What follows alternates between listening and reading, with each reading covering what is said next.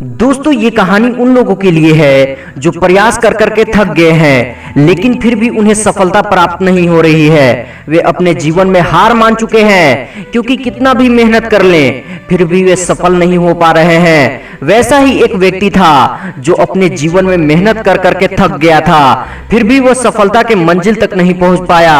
अंत में वो हार मानकर स्वामी विवेकानंद से मिलने आया।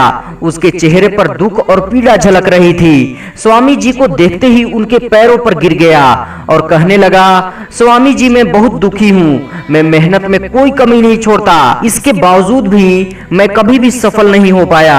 स्वामी जी ने पल भर में उसकी समस्या को समझ गए। उन्होंने अपना छोटा सा पालतू कुत्ता उस व्यक्ति को सौंपा और कहा, तुम कुछ दूर मेरे कुत्ते को सैर करा लाओ, फिर मैं तुम्हारे सवालों का जवाब दूंगा।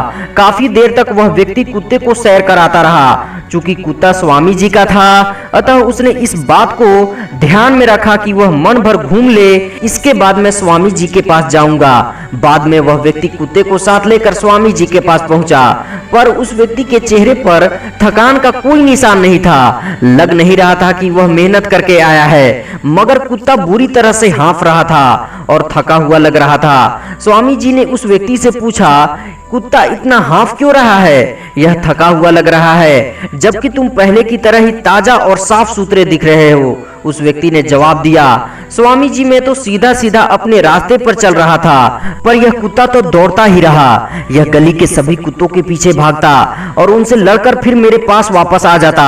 हम दोनों ने एक समान रास्ता तय किया है, पर इसने मेरे से कहीं ज्यादा दौड़ लगाया है, इसलिए यह ज्यादा थक गया है। स्वामी जी मुस्कुराए और कहा, यही तुम्हारे प्रश्न का जवाब है। तुम मंजिल पर सीधे जाने की बजाय दूसरे लोगों के पीछे भागते रहते हो, उसमें तुम्हारी काफी ऊर्जा लगती है। रास्ता उतना ही तय होता है, पर तुम बुरी तरह से थक जाते हो। स्वामी जी की बात सुनकर उस व्यक्ति की आंखें खुल गई और वह अपने मंजिल तक पहुंच गया। इसलिए दोस्तों मैं आपसे भी कहना चाहूंगा कि आप दूसरों के पीछे भागने की बजाय अपनी सीधे रास्ते से चलते रहें। अंत में आप अपनी मंजिल तक जरूर पहुंच जाएंगे। वो कहते हैं ना कि लोगों के पीछे चलना छोड़ दो, बल्कि अपने आप को इस काबिल बनाओ कि सब तुम्हारे पीछे चलें और केवल मेहनत पर ध्यान ना दें, बल्कि अपनी दिमाग का भी प्रयोग करें। मैं ये नहीं कहता कि आप मेहनत ना करें, बल्कि मेहनत करते रहें, लेकिन साथ साथ में स्मार्ट वर्क भी करें, जिससे आप एक दिन जरूर अपने मंजिल तक पहुंच जाएंगे।